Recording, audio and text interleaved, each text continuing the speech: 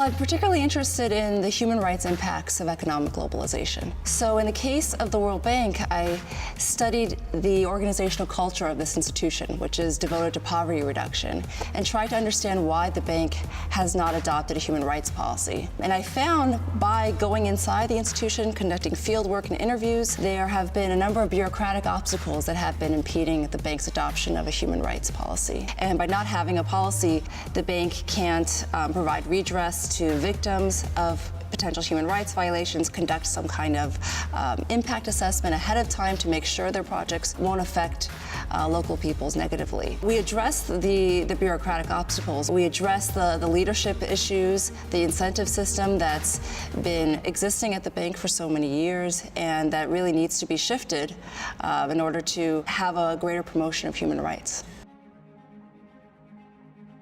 So my current research is about global supply chains and human rights.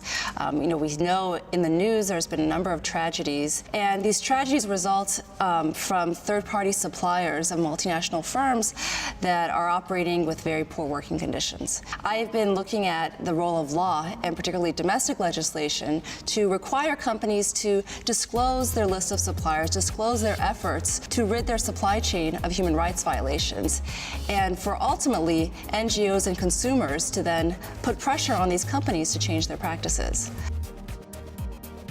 The ultimate goal is to change corporate behavior on human rights practices, and the most effective way of doing so, in my opinion, is by leveraging the power of consumers. The issue that I found in my research is that the information that's mandated by these laws is often too complex for consumers to understand.